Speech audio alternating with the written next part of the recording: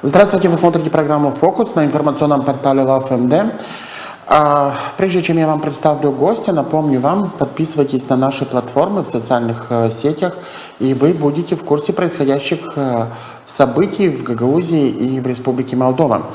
Все вы знаете, что мы находимся в периоде избирательной кампании. 5 ноября 2023 года пройдут всеобщие выборы в местные органы власти. Гагаузия не является исключением, и у нас тоже пройдут выборы советников в каждом населенном пункте и примаров.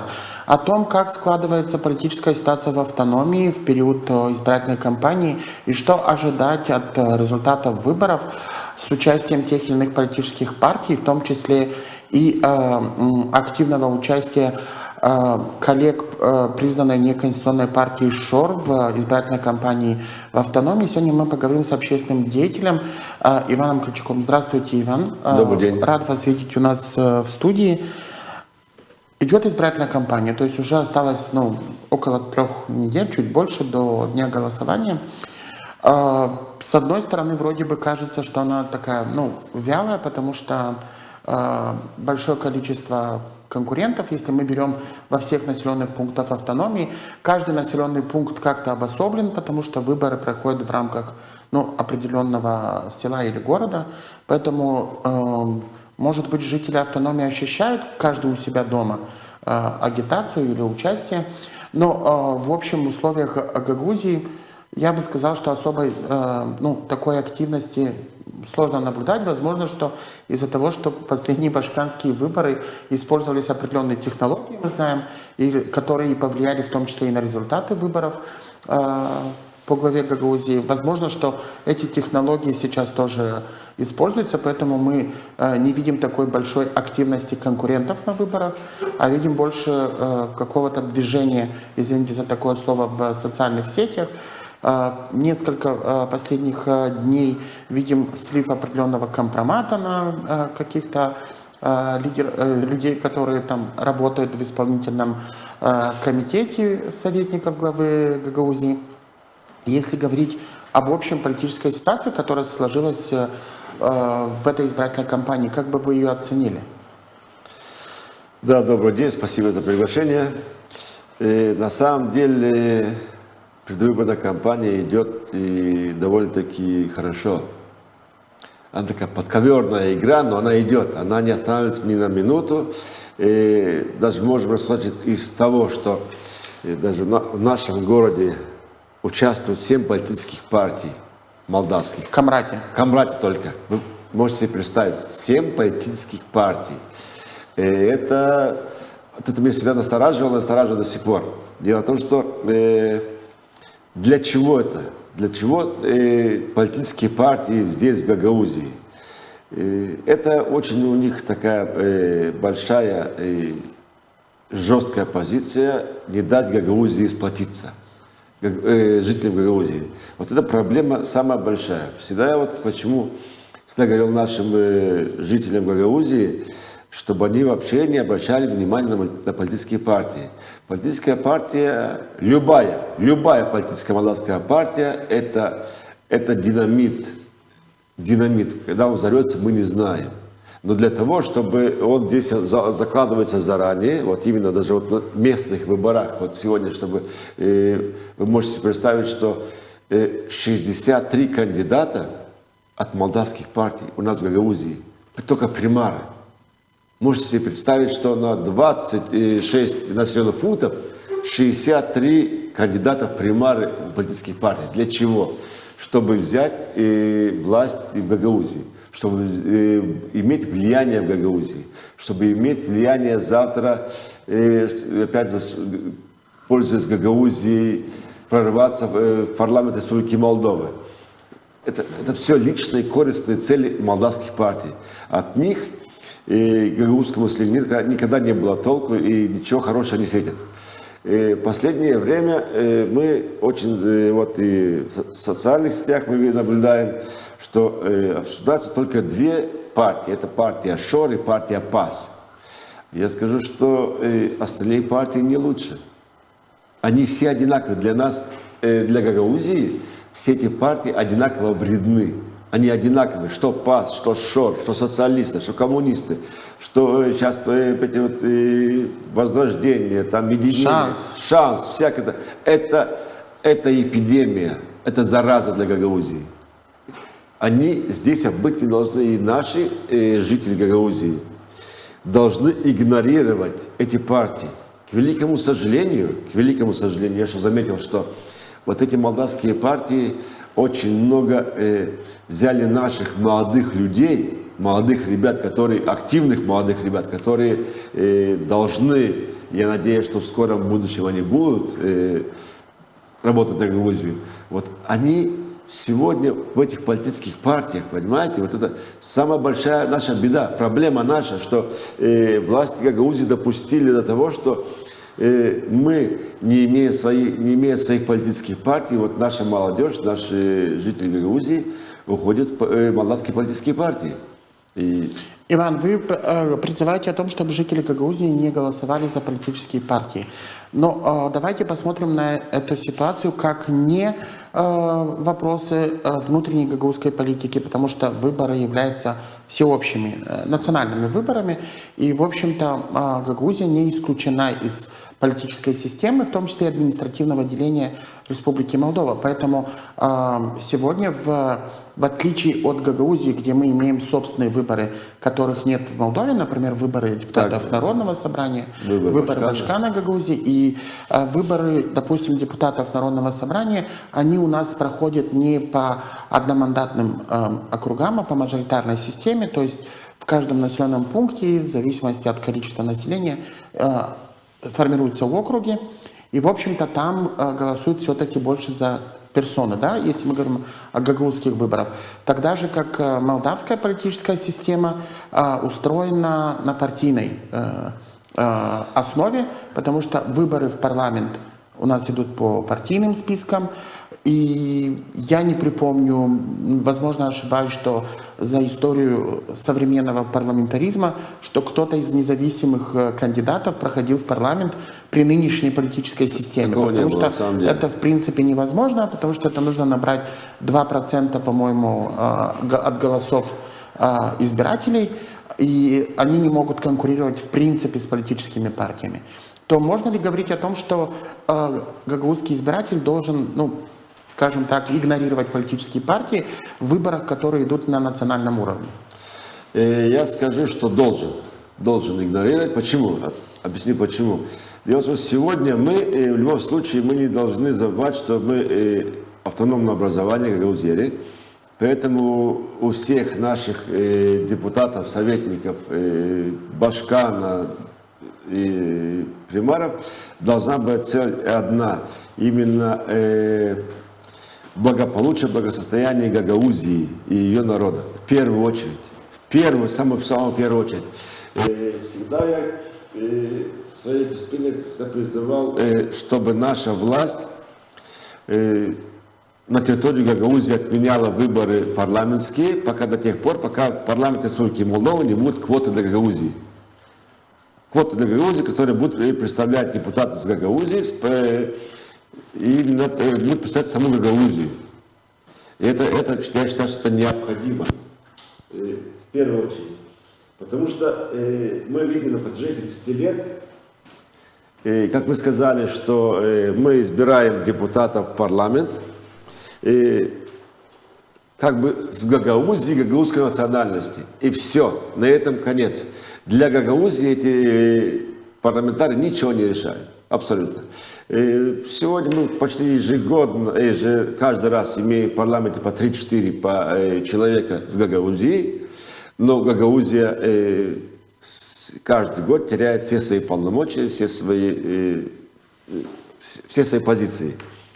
Сейчас вот даже недавно говорил с нашими депутатами Народного собрания, где все дружно в один голос говорят, что вот мы приезжаем в парламент Молдовы, в межпарламентскую рабочую группу, и нас там никто не слышит. Игнорируют. Правильно? Это совершенно верно. У них цель такая. до этого довели... Иван, а правильно ли вообще вот во всех, простите за такое выражение, грехах обвинять центральные власти или политический класс Республики Молдова? Потому что, давайте признаем, что решение любых проблем лежит в русле конструктивного диалога. И только ли вина в Кишинева? Потому что давайте посмотрим на практику других стран. Всегда центральные власти пытаются максимально иметь контроль над влияние на региональном уровне или в регионах. В Гагаузии может быть одной из, в том числе, причин, чтобы полномочия были утеряны, например, по сравнению с законом 1994 года, когда он принимался, и то, что мы имеем сейчас. Не связано ли это в том числе с тем, что власти Гагаузии пытались все время политически заигрывать, получать какие-либо дивиденды лично для себя от центральных властей? Да, но это же правда. Мы же понимаем это. Плюс слабость политическая, отсутствие политической культуры как таковой в Гагаузии. И воли тоже. Дело в том, что я всегда говорил, что львиная доля вины находится на нас. Гагаузии, на власти Гагаузии. И сегодня обвинять власть Республики Молдова, это просто будет несправедливо и нечестно. Дело в том, что власть Молдовы имеет свою определенную задачу, и она, я скажу, что очень прекрасно ее воплощает в жизнь. Но дело в том, что что власти Гагаузии не пользуются своим правом, да, не отстаивают свои интересы, это уже другой вопрос. И самый главный этот вопрос, потому что если я молчу, видя все, что делают власти Молдовы по отношению меня, моей Гагаузии, естественно, что вина во мне. Поэтому винить сегодня власти Молдовы мы не можем, просто мы не имеем права. Если быть честным, да, вся проблема в нас, именно это, во власти. Вот я скажу, пример. Вот сейчас избирательная кампания, видите, вот все у нас идет на румынском языке, буквально все. У нас в уложении записано 3 языка, да, и у нас Башкан, гарант уложения.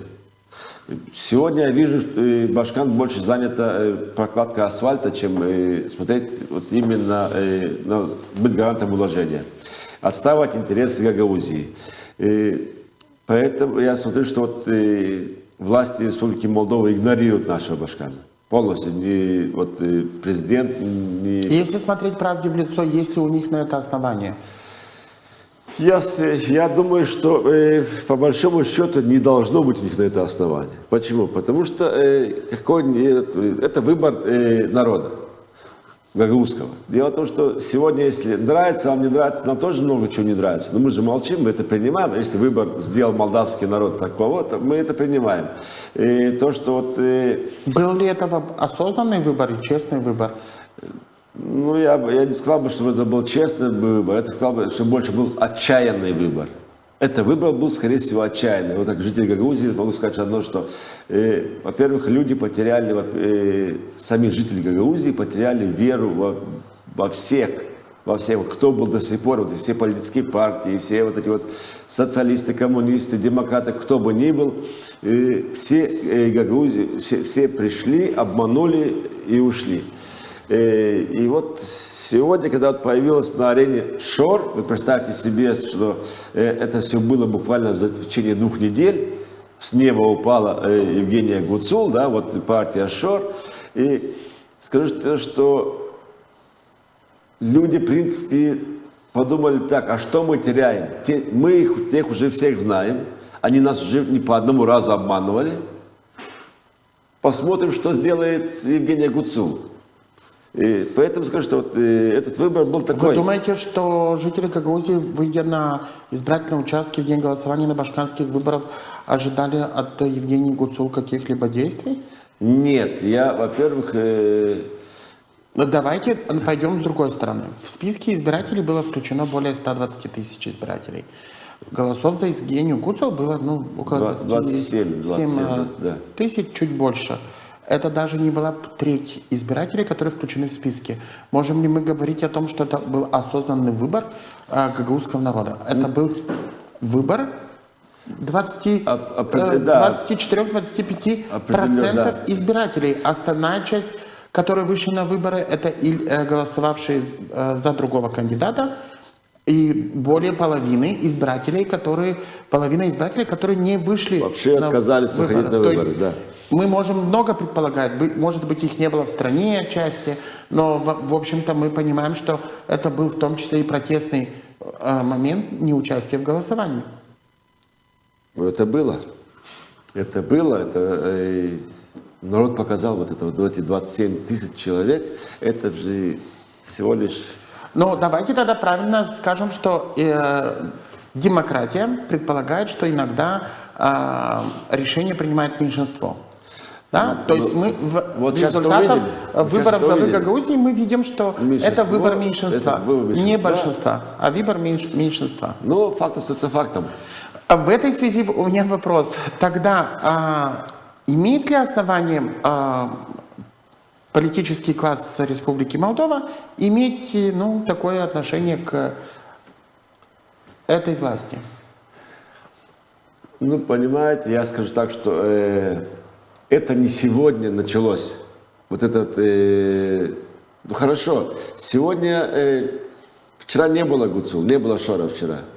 Были социалисты. А что было с Гагаузией?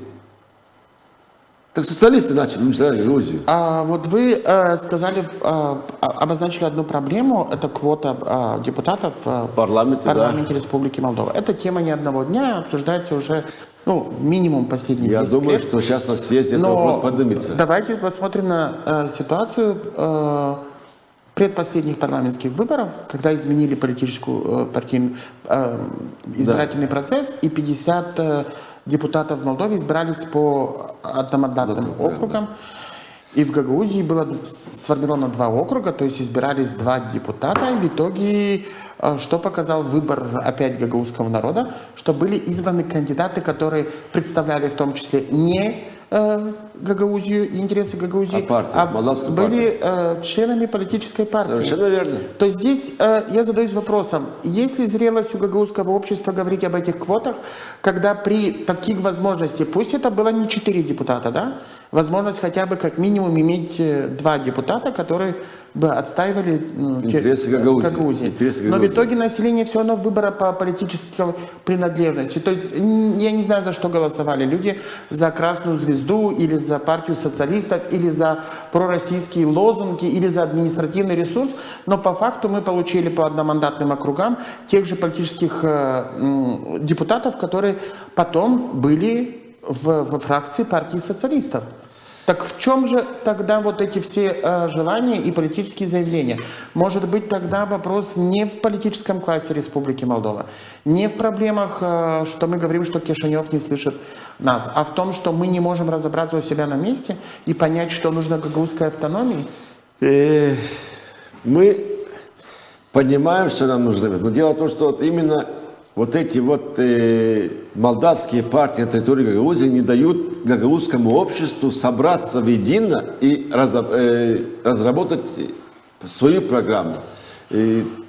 Но мы же разрешаем это, согласитесь. Мы разрешаем это, но это проблема. Смотрите, мы же не можем себя исключить из политических процессов Республики Молдова. Ни в коем случае. Гагаузия является составной Я об этом даже не говорю. Мы Молдова. должны участвовать, мы должны работать, мы должны жить с этим. Возможно, что вопрос участия политических партий в выборах, именно связанных с Гагаузией, здесь можно дискутировать, да, возможно, что может быть принят местный закон, который, допустим, не дает возможность республиканским партиям участвовать в выборах депутатов Народного собрания или главы Гагаузии. Это вопрос дискуссий. Но мне кажется, что касается политических процессов национального уровня, мы не можем быть в Гагаузии отличаться от политической системы национальной. Нет, мы не должны отличаться. Мы просто должны на территории Гагаузии иметь гагаузские партии, свои гагаузские партии, которые будут представлять в парламенте Республики Молдова жителей Гагаузии. Пока на территории Гагаузии есть молдавские партии, никогда в Гагаузии единства не будет. Никогда. И самое страшное, что это гагаузы между собой не смогут договориться. Потому что интересы партии на первом месте. А должны быть интересы Гагаузии на первом месте. Вот эта проблема, пока сами гагаузский народ должен это понять, что мы как можем избавиться от молдавских партий? Только игнорируя их, только не быть членом этих партий, чтобы житель Гагаузии не для себя сказал, я не могу быть членом молдавской партии, потому что я гагауз, я житель автономии, я только могу быть в гагаузской партии, которая будет думать за Гагаузию свою. А после этого уже за Молдову в целом. Когда сегодня, скажу лично, когда я вижу, что власти Молдовы сегодня игнорируют законы Гагаузии, уложения Гагаузии, все это игнорируется, я не вижу никакой заботы обо мне, как о жителе, да? Я скажу, что у меня сразу становится блок, что я тоже не хочу жить в этой стране. Я тоже не хочу иметь ничего общего с этой страной, которая меня не любит, которая меня не уважает, которая обо мне не думает. Понимаете, далее? Я понимаю, о чем вы говорите, но смотрите, ситуация о том, что вот вы сказали мысль, что власти Молдовы не уважают законодательство автономии. Но давайте посмотрим на эту проблему по-другому. Можно ли уважать то, что не уважают сами депутаты? Потому что давайте посмотрим на утверждение исполнительного комитета. Сейчас мы не говорим о его персональном составе, потому что мы понимаем и знаем, что была нарушена процедура, потому что последний список, он был утвержден в нарушении регламента Народного собрания, нарушении уложения, состав исполкома был утвержден не полностью, хотя как бы законодательство предусматривало другие процедуры. То есть здесь мы на кого должны пенять, если депутаты, которые принимали эти же законы, сами в один момент отступили и решили, что на закон можно посмотреть чуть-чуть по-другому. С другой стороны, да. Вот в этом и собака зарыта вся. Дело в том, что власти Республики Молдова, наблюдая за вот этим процессом, то, что творится у нас в Гагаузии, наблюдая то, что нарушается уложение нами же, то есть властью Гагаузии, депутатами Гагаузии нарушается уложение ежедневно, может быть. Не только там раз в месяц, ежедневно нарушается. И естественно, что власти Республики Молдова позволяют себе вот такое вот отношение к Гагаузии. Позволяют, потому что если я сам нарушаю, я сам не уважаю свое уложение, о чем мы говорим? Я хочу, чтобы меня потом кто-то уважал, такого не бывает. Мы должны сами себя уважать, сами соблюдать свои законы, на своем примере показать, что вот у нас так, мы это все соблюдаем, и будьте здоровы, уважать нас, соблюдать то же самое. Но сегодня депутаты Гагаузии этого сказать не могут. Этого сказать не могут. Никто из них, ни один из 35 человек, ни один не может сказать такие вещи. Потому что вы сами нарушаете ежедневно уложение Гагаузии, не соблюдаете его. Поэтому мы почему вот и дошли до этого края, до края, скажу, что где, не дай Бог, мы можем пропасть. А нас доводит наша политическая власть. Именно наша власть доводит до этого. Дело в том, что вспомните момент, когда у нас была Гагаузская республика, да? На территории Гагаузии не было ни одной молдавской партии. И гагаузский народ был един, сплочен, монолитным было. И вокруг Гагаузской республики это была вот именно монолит был. А заметьте вот это, власти Республики Молдова видят, что мы так не сможем с Гагаузией, не сможем мы с ней ничего сделать, не уничтожить ее, надо только ее раздробить внутри. И вот, пожалуйста, результат. Молдавские партии внутри Гагаузии разбивают Гагаузию по частям, и Гагаузия исчезает. Это же факт. Это же факт. Мы же, может, вам это не видно? Почему мне это не видно? Это абсолютно очевидно, но, на мой взгляд, здесь не столько вина политических партий из Кишинева, сколько вина местных политиков. Простите меня, пожалуйста, но никто не заставлял господина Константинова ездить и встречаться с Шором, который находится в международном розыске, и вести какие-либо политические торги. Мы же это понимаем. Ни в коем случае, совершенно верно. И от чего мы должны тогда ожидать? Какое отношение к нам должно быть? Если одно из главных должностных лиц Гагаузии едет и ведет какие-то политические переговоры, мы сейчас не говорим о том, насколько верно это решение стоит. Нет, оно есть, оно вступило в окончательную силу. Этот человек находится в розыске. молдавскими властями. Но что наш спикер Народного собрания без уполномачивания органа, который он возглавляет, с ним встречается. И это демонстрируется публично. Тогда о чем мы можем говорить? О Башкан Гагаузии, который был избран, пусть и даже меньшинством, да, но она имела легитимность определенную для того, чтобы вступить в эту должность. Она сегодня продвигает интересы бывших признанной неконституционной партии ШОР, да, потому Вот, что и здесь задаешься вопросом, окей, да, вполне возможно, что молдавские власти, имеют стратегию такую, какую имеют, но почему здесь на месте дают повод для того, чтобы так поступали, и почему сами создают эту почву и условия для того, чтобы Сулейман Гагуши Кимиза Кабатна, Юля Кахая, Юля Траш. Здорово. Вот, я с вами здесь соглашусь полностью. Почему? Потому что именно сама Башкан дает повод вот для этих вот всех отношений к Грузии. Дело в том, что как-то я имел честь говорить с Башканом, у нас была аудиенция, и на самом деле я-то тоже сказал, что дело в том, что или вы Башкан для грузинского народа, или вы продвиженец Илана Шора, партии ШОР на территории Грузии. Дело в том, что я все прекрасно понимаю. В Грузии могут помогать все, кто угодно. Пускай ШОР помогает. Но дело в том, что вы, Башкан Гагаузии, у вас своя команда, вы должны быть Башкан для Гагаузии. Все, никаких продвиженцев, никаких ничего не должно быть. Вот, Иван, смотрите, последний случай свежий, да? Мероприятие, связанное с празднованием Дня педагога, которое было в минувшие выходные, и где мы потом узнаем, что там было около 2500 или 2600 педагогов с Гагаузии. Да, это люди, заслуживающие уважения за труд, потому что они именно и воспитывают всех жителей Гагаузии. Но когда мы слышим о том, что им раздали по 500 лей, да, и мы не понимаем, из каких средств это было сделано, почему это было сделано. Это делается в рамках избирательной кампании, которая идет. Потому что давайте признаем и открыто скажем вещи, назовем своими именами. Потому что мы же понимаем, что это не что иное, как подкуп избирателей, потому что это 2500 педагогов, которые общаются с родителями, у них есть семьи. На этом мероприятии звучат какие-то лозунги. Там выступает Евгений Гуцел, который отождествляется с командой ШОР и с кандидатами, которые участвуют в выборах. И кто сейчас нам виноват в этом? Мы видим эту историю с доплатами к пенсиям. Ничего плохого в этом не вижу. Но почему это объявляется в рамках избирательной кампании, и они объявляют, что выплаты произведут в начале ноября, в аккурат за несколько дней до избирательной кампании? С выплатами я очень сильно не согласен. Не согласен почему? Не то, что там не согласен, что помогать людям. Опять же, такая проблема несправедливости, Виталий, я вот вижу, да? Вот человек, получающий сегодня 2900, кто меньше 3000, он не получит еще 1000.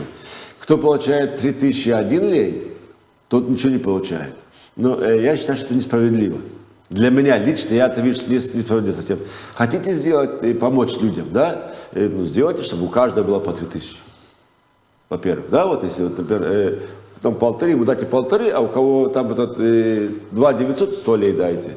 С теми же самыми деньгами, но просто вы поможете людям всем одинаково. Понимаете, опять же будет... Но здесь это тоже относительный вопрос, потому что размер пенсии сейчас зависит от чего? То есть зависит от того, в какой сфере ты работал, сколько ты отработал и какую зарплату ты получал. В любом случае, Виталий, и здесь я думаю, что если было бы справедливо, нужно было раздать 7000 лей, тогда мы понимали, что это справедливо. Потому что кто-то работал больше, кто-то платил налоги, кто-то уходил от налогов. Но в любом случае люди работали, у кого-то была зарплата там 5000 лей, у кого-то была 10 000 лей, поэтому мы же, когда зима же для всех одинакова, и тот пускай греется, и тот пускай греется, и тот пускай кушает, и тот пускай кушает, понимаете? Вот так, чтобы было более справедливо, это раз. Во-вторых, я считаю, что этого не сейчас. Вот видите, у нас все перед выбором, все, асфальт перед выбором, буквально я смотрю уже, зачем? Зачем? У нас столько много вопросов и проблем, именно сконсолидировать наше общество надо, и чтобы какие чтобы мы могли встать хоть встать с колен хотя бы. Но вот вы говорите хорошие вещи, потому что когда вы привели пример по поводу Гагаузской республики, да, тогда была определенная идея, которая объединила народ, да? Ну, это сегодня можно спорить, какая идея объединила, но в любом случае это был элемент и такой призыв к самосохранению, и поэтому народ смог объединиться, потому что имел какую-то общую единую цель. Сегодня мы берем власть, которая пришла к этому, да, и берем даже Камрад, когда мы видим, что определенная политическая сила, которая привела к власти Башкана, даже в Камраде выдвигает 2 или 3 кандидатов на должность примара. О какой консолидации можем мы говорить? Вот. И когда мы видим, что эта политическая сила была запрещена в Республике Молдова, и она сегодня Гагаузию отрабатывает как полигон для каких-то своих технологий и интересов, то о каком консолидации мы можем говорить, если первое лицо Гагаузии способствует именно такому политическому раскладу? Именно в этом вся проблема, что вот я почему что сегодня вот эти вот некоторые придуманные партии, но вот все вот эти партии не дают Гагаузии сконсолидироваться вместе вокруг национальной идеи, не дают. Просто раз не дают, они отвлекают. Все. Вот, каждая, как паразит, понимаете, каждая политическая партия молдавская на теле Гагаузии, это паразит, который вот изнутри съедает нашу Гагаузию, вот, не дает ей никак вот, выздороветь. Поэтому что, если вот, мы просто сами жители Гагаузии должны понять, что мы не должны не агитировать, не голосовать, не поддерживать ни одну молдавскую партию на территории Гагаузии. Ни одной партии. Нет никакой партии, которая была бы от нее благо Гагаузии. Такой партии не существует. Единственное, что может быть, только когда будут гагаузские партии, когда будет, чтобы чисто вот национальная идея будет на первом месте, тогда мы сможем подняться и сохраниться, во-первых, сохранить свою Гагаузию, сохранить свой язык, свою культуру и прочее. Но пока молдавские партии будут у нас на территории Гагаузии находиться, это не будет никогда. Вот это самое страшное, что мы должны это понять. Что мы должны оттуда оторвать всех наших людей, детей наших, которые уже вот, им пообещали, им финансово помогают, и тоже я знаю, что нет, и потом же, когда эти же люди, наши дети уже, которые жители Гагаузии, вот в этих партиях уже совсем говорят по-другому. Вот мне напоминают секты, вот эти вот все секты, то субботники, баптисты, вот как адвентисты, которые вроде бы все христиане, да, а каждый свою точку зрения, все набирает в себе. То же самое здесь у нас. Это мы должны сделать все, чтобы избавиться от политических партий Молдовы. Мы не должны им дать здесь спокойно жить. Мы не должны им дать здесь дышать. Мы должны просто игнорировать их, и я думаю, что сейчас на съезде, 9 декабря, съезд примет решение, чтобы пока не будет квоты в парламенте Республики Молдовы, на территории Гагаузии не будут проходить парламентские выборы. Я думаю, что это будет конструктивным отношением, потому что мы видим, что происходит в связи с тем, что есть определенные вопросы к избранной главе Гагаузии, в том числе мы понимаем последствия этой изоляции или отсутствия диалога с Кишиневым, это и изменение налогового кодекса об НДС. Но избирательная кампания идет с теми моментами, которые мы сегодня оговаривали. И если смотреть этот контекст, на ваш взгляд, что мы можем получить в итоге? Потому что, знаете, вот с выборами главы Гагаузии как получилось? Что после дня голосования утром, думаю, что большинство жителей Гагаузии были в шоке от результата. Хотя как бы было потом через пару дней, когда получилось, что была вся эта история с ОМОНом и с этим, получилось, что все теперь сакцентировались на том, что все-таки это местные выборы и не нужно вмешиваться. И произошла немного легитимизация, и, в общем-то, все мы помним такое понятие, как стокгольмский синдром, когда заложники стали уважать своего насильника. В общем, где-то такая похожая ситуация, да? Что вот в этих условиях мы будем ожидать от этих выборов? Потому что подкуп идет, мы понимаем. Если пенсионерам удастся довести эту мысль, эту систему до выборов, мы понимаем, что это даст повлиять на результаты выборов тех или иных кандидатов. С педагогами мы уже имеем ситуацию.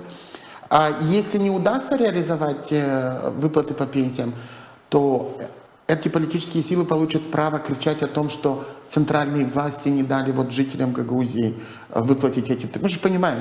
То есть я думаю, что это для них был ну, такой беспроигрышный вариант, потому что выплатив ты купил, а не выплатив ты получил возможность говорить, что тебе помешали. Обвинить помешали, да. Но я скажу, что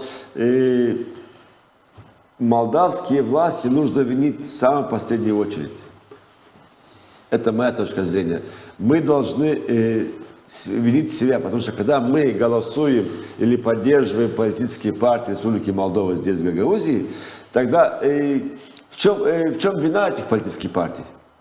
Если я их сам поддерживаю, а если я их игнорирую и делаю все для этого, чтобы очистить свою Гагаузию от этих политических партий, и чтобы... У нас сегодня же столько независимых кандидатов, прекрасных людей, которые идут. Пожалуйста, голосуйте. Выбор большой. Выбор. Зачем политические партии?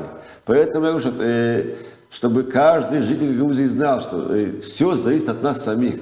Если мы будем поддерживать и голосовать за политические партии, значит, завтрашнего дня я не вижу, как Гагаузия. Да? Вот я совершенно верно, потому что я не вижу. А если мы сегодня проигнорируем политические партии и будем избирать своих независимых кандидатов, которые, слава богу, очень много их есть, поэтому выбор есть всегда, и мы должны это сделать правильный выбор. Потому что если мы всегда будем уповать на то, что нам обещали или нам дали вот там определенную сумму денег, что это же будет не каждый день. Это сегодня, это одноразово. Но завтра вас никто не будет думать о вас, что вам нечего есть, там, что вам холодно и тому прочее. И поэтому надо думать всегда, что мы делаем. А вы говорите о том, как вы считаете и видите должно быть. А вот что мы получим в итоге после 5 ноября, после дня голосования, исходя из той ситуации и контекста, который сложился. То есть, да, мы можем говорить в идеале, да, вы имеете свои видения, у кого-то свои видения. Окей, вы высказали свое видение, оно имеет право на жизнь. Кто-то, возможно, разделяет вашу точку зрения, кто-то нет. Но исходя из...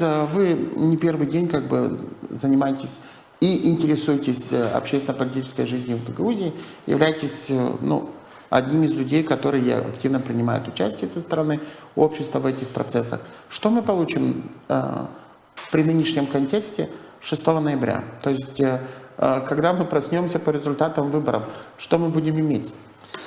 Ну, я боюсь, не дай бог, если будем иметь то, что имели на башкирских выборах.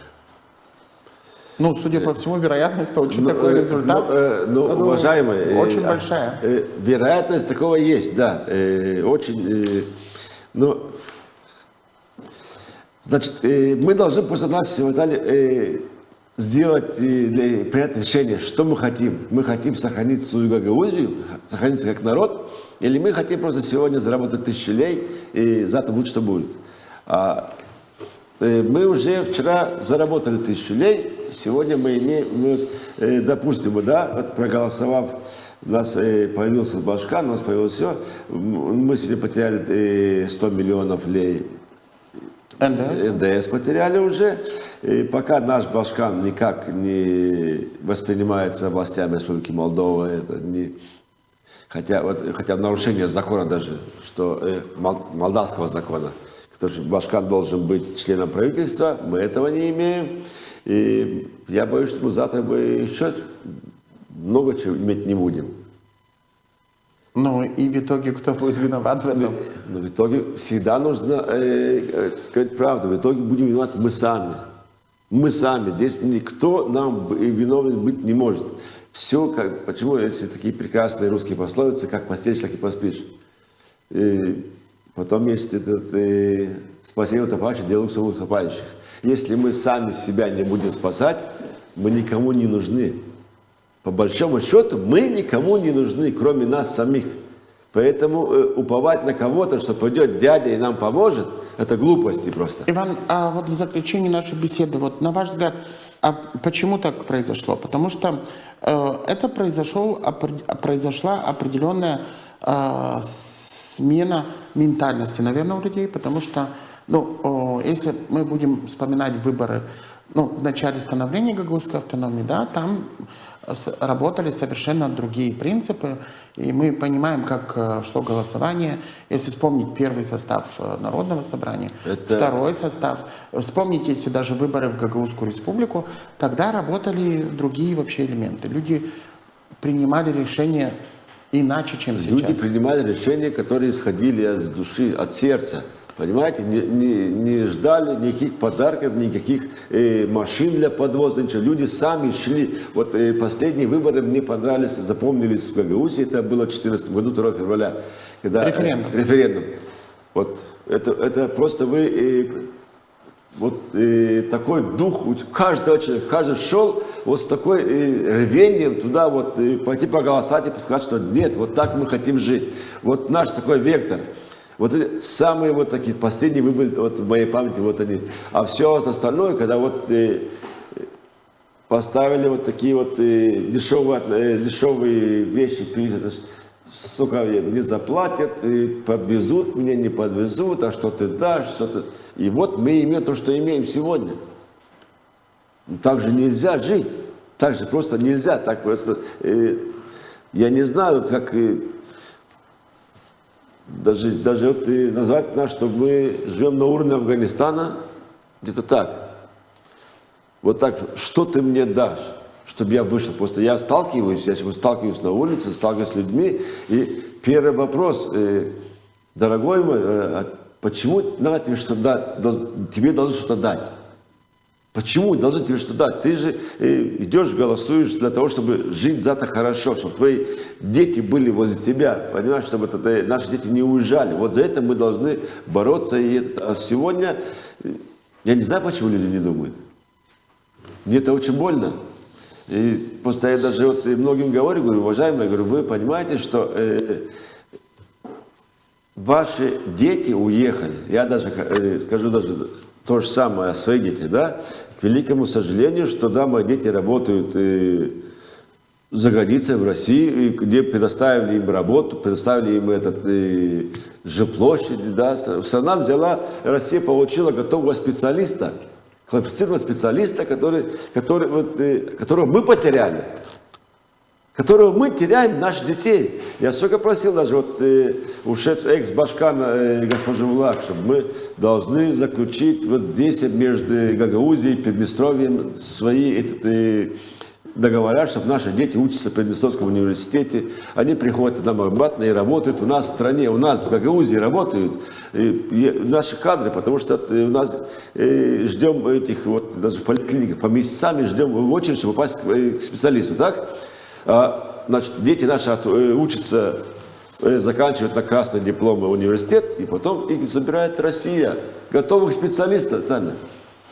Вот, видите, это значит, о каком развитии, о какой национальной идее у нас нет таких политиков в Гагаузии. У нас такие политики наши уже по 5-6 созывов сидят в Гагаузии, и мне говорят, что Майя Санду виновата. Причем Майя Санду 2 года как пришла, до сих пор в Гагаузии кто довел до этой черты? Майя Санду довела. Майя Санду, потому что она готовая уже. Ей только осталось, только все уничтожить нас. Она, потому что она готовая. Вы довели, вы, господа депутаты, довели Гагаузию до этого. Которые сидите по 5-6 созывов, там, по 20-25 лет сидите в парламенте Гагаузии. Я благодарю вас за ваши мысли. Напомню, что вы смотрели программу «Фокус» на информационном портале LAFMD. Сегодня мы говорили о том, как проходит избирательная кампания по всеобщим местным выборам в Гагаузии, о том, что ожидать от результатов выборов 5 ноября и как может отразиться вся политическая ситуация на самом голосовании. Оставайтесь с нами и подписывайтесь на наши платформы в социальных сетях.